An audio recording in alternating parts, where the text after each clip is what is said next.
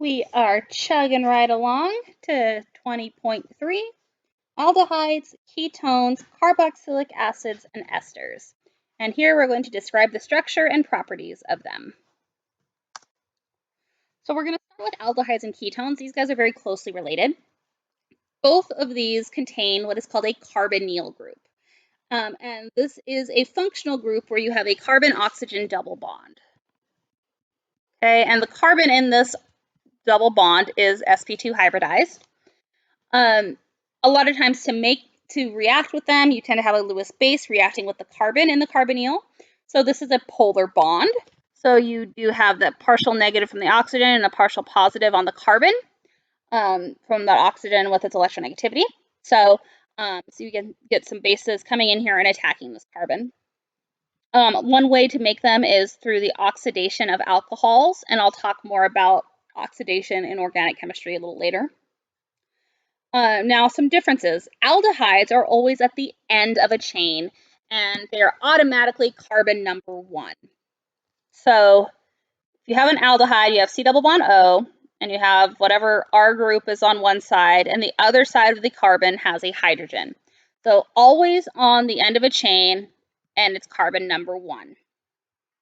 And the name for an aldehyde ends in Al. So maybe you have propanal, butanal, so not OL, but AL. So you can have methanal. So you look at your number of carbons, you include your carbon, that is the carbonyl. And so let's say, for instance, we have this. So we have 3 carbons in our chain, so that's the propan.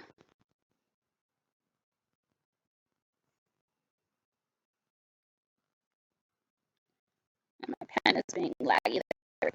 So we have a propan, and then there's nothing else. There's no branches or anything, so this is propanal. We don't have to say 1 propanal because, again, the aldehyde carbon is automatically carbon 1. The simplest aldehyde is formaldehyde, otherwise known as methanal. So that's all you have is your carbon in the double bond and then 2 hydrogens on either side of it. This is you often use for preserving biological specimens because it can keep from decaying. It's toxic, so you eat it or you don't want to breathe it in too much, and it smells awful, but it is very useful in biology. Any of you who have taken biology, you have to do dissection stuff are probably very familiar with the smell. Ketones exist when you have the carbonyl in the middle of a carbon chain. So you have your C double bond O, and on either side of it are R groups, no hydrogen on the carbon. So, I forgot to say aldehydes. If it's like just in the text, you might see it as CHO. Ketones, again, there's 2 carbon groups on either side of the carbonyl. So, for instance, you might have CH2, CH3, and on this one side CH3. Okay, here's an example. So 4 carbons here, so it would be a butan.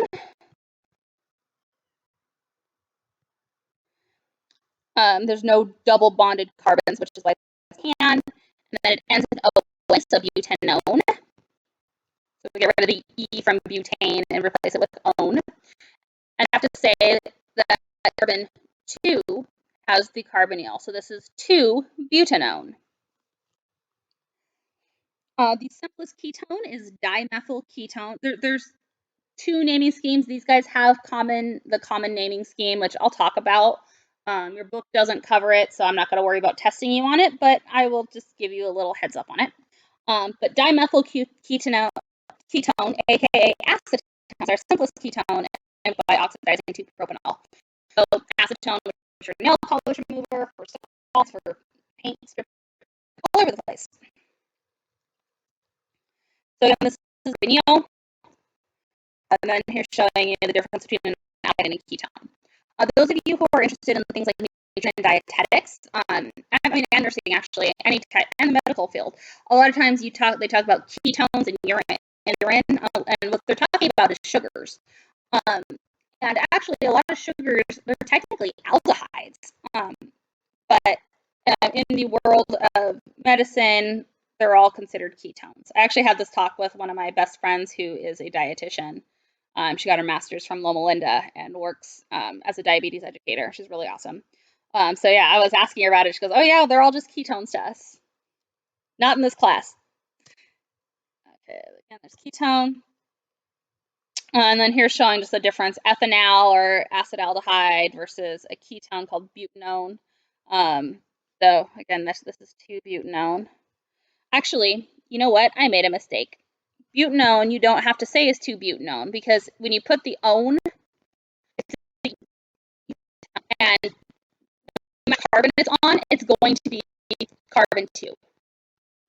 So it's 2-but. It's not butanone. It's just butanone. So I gave a bad example. After 4 carbons, so once you hit carbon, then you need to say, okay, this is 2-pentanone, 3-pentanone. Here's the carbonyl. Okay, it's sp2. It's not, straight bonds. It's a 120-degree bond angle. And just a reminder that that group is polar. So I want to talk a little bit about redox reactions in organic chemistry. The way that redox works is you can still look at the oxidation numbers. That all still does work, but you're really focusing on the number of bonds to bonds to oxygen from a carbon. So if you take a carbon, you increase the number of bonds to an oxygen, you have oxidation, and you have reduction. So in like the basic oxygen, carbon is the only one that can really oxidation states. Often does bonded to a metal or fluorine. Hydrogen doesn't. So carbon is really the only thing that can change.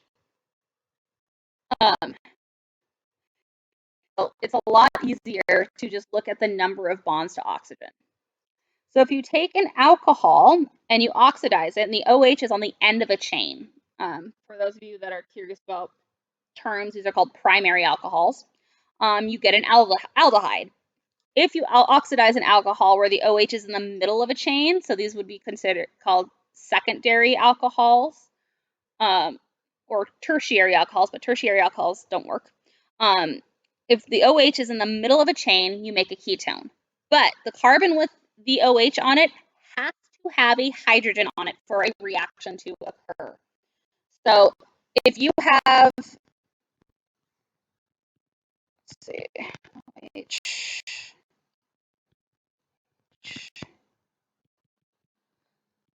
you have this guy here. This will not react. It will not oxidize because this carbon has 4 bonds to non-hydrogens. So you can't remove one of these things. It would have to be a hydrogen here. Then that comes off easy, and then we can go to a double bond to oxygen. So if I give you a test question and you see a carbon that has 3 other carbon groups on each side of it and an OH, and I ask you what its product of oxidation would be, you would tell me there's no reaction. Again, if you have an alcohol, you oxidize it to make a carbonyl, and the type of carbonyl you make depends on where that alcohol is. So here's an example. We're told methane represents the completely reduced form of an organic molecule that contains 1 carbon atom. Sequentially replacing each of the carbon-hydrogen bonds with a carbon-oxygen bond would lead to an alcohol, then an aldehyde, then a carboxylic acid, which we'll talk about later, and finally carbon dioxide. And we want to know the oxidation numbers for the carbon atoms in the molecules. So let's start with CH4 carbon. So we know that each hydrogen is +1, and we have 4 of them. So we need this equals 0, so we have 4 plus 1s, and plus whatever the carbon is. So that means our carbon has to have an oxidation number of 4 minus. or -4, however you want to put it. For CH3OH, okay, so this is methanol, we have 3 +1s from the hydrogen. And then we have a -2 from the oxygen. And then we need whatever our carbon is.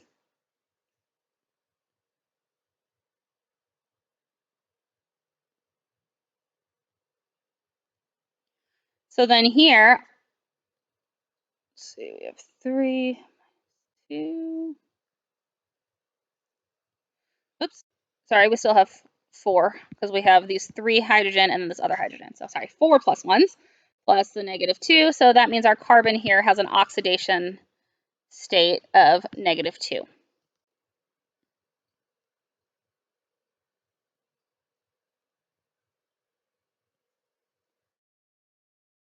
All right, now for our aldehyde, the CH2O, we have 2 +1s plus the -2 from oxygen, so our carbon has to be 0 for its oxidation state.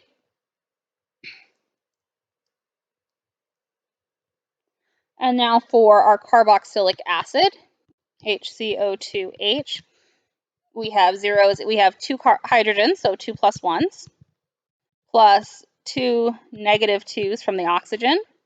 We have 2 oxygens plus our carbon. So here our carbon has an oxidation state of +2. So you can really see a difference there, right? And lastly, for CO2, we have 2 -2s from the oxygen plus our carbon. So carbon has an oxidation state of +4.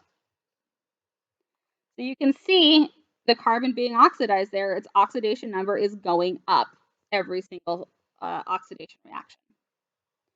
Now, yes, something is always reduced in these redox reactions. We're not worrying about what's being reduced in as far as our class goes. So don't freak out about trying to like balance things properly or going, well, I see what's oxidized, but yeah, if aside from carbon. So yeah, don't worry too much. Okay, so in our next example here, we want to say whether the marked carbon atoms in our 3 molecules are oxidized or reduced relative to the carbon that's marked in ethanol. So we're looking at this carbon, the second carbon. So now looking at A, notice our carbon in ethanol has 1 bond to oxygen. Now the carbon in A has 0 bonds to oxygen. So that means it was reduced.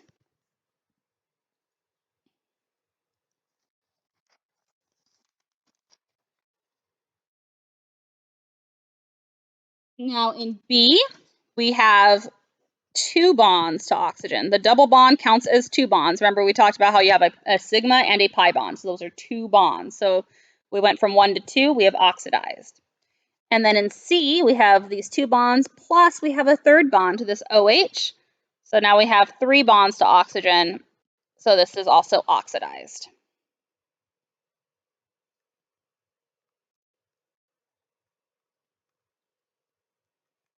This is just showing you oxidizing an aldehyde alcohol to an aldehyde. Again, the OH is on the end of the chain.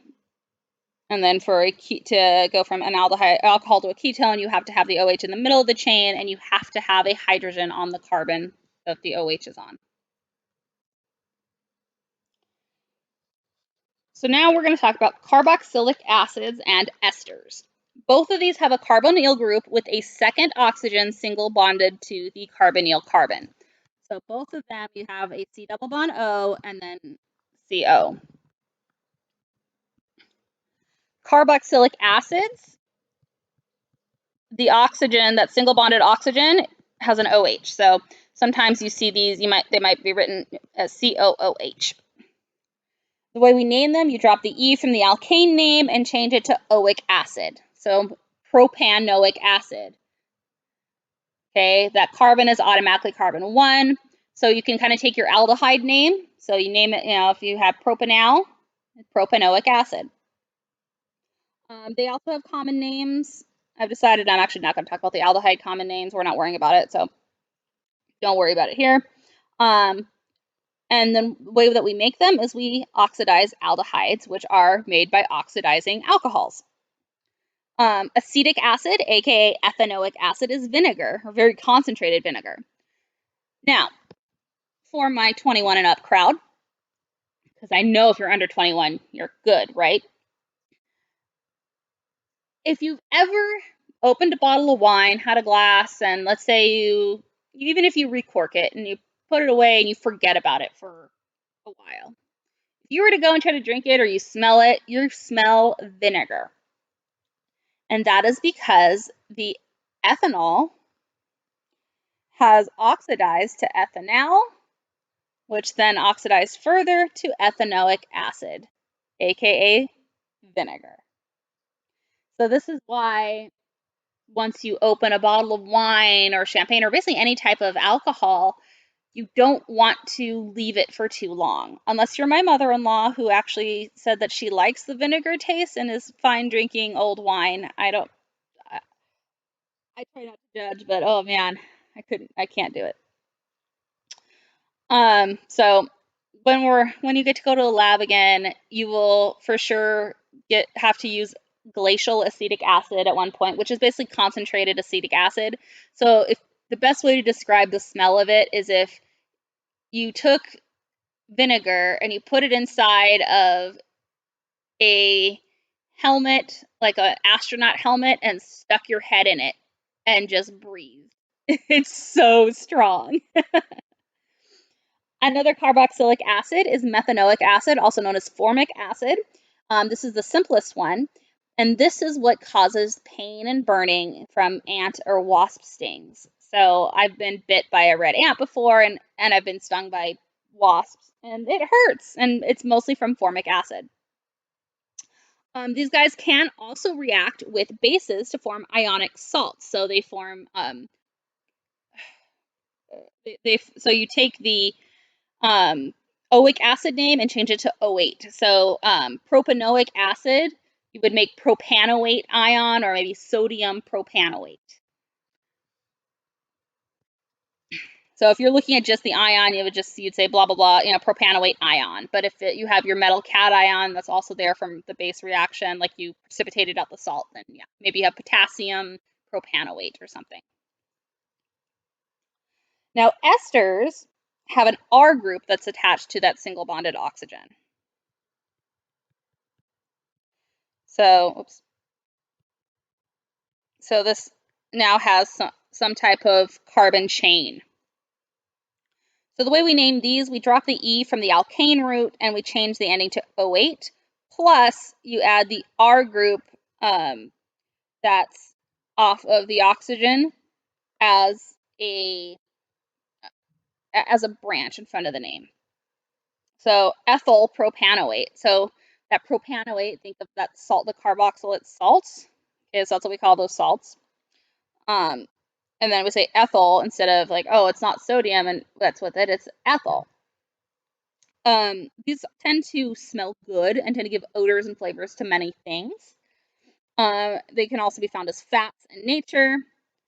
Oh, that should be it. And we can make them by reacting a carboxylic acid with an alcohol.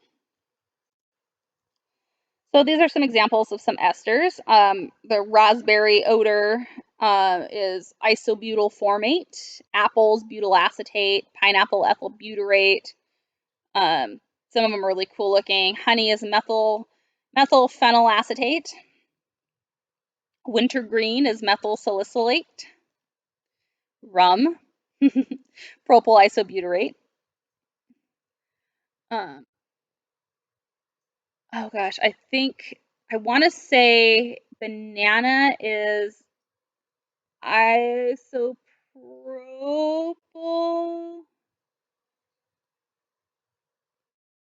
I want to say it's like isopropyl methoate. I forget. I'll have to remember.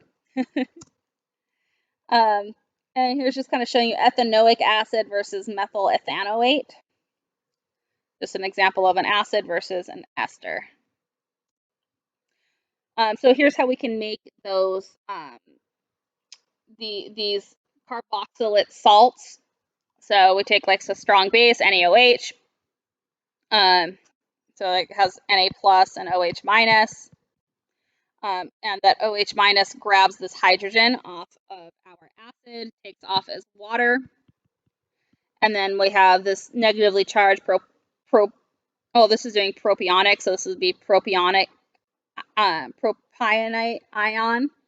But we could also say this is propanoic acid, and propanoate ion with sodium, so we could say this is sodium propanoate. If we take an alcohol, a primary alcohol, so that OH is on the end of the chain, we oxidize it to an aldehyde, we then oxidize the aldehyde to a carboxylic acid. If you had an alcohol where the OH was in the chain and you oxidize it to a ketone, you cannot oxidize it further. So you cannot go from a ketone to a carboxylic acid because there's no hydrogen or anything to take off from that carbon. So the ketone is as reacted as it's going to get. Now, this is to show you how to make a ester. So we have our acetic acid. So we have our carboxylic acid with an alcohol. And the hydrogen from your acid grabs the OH from your alcohol, and those take off. And then your carbon here, your group that was from the alcohol, now grabs onto that oxygen.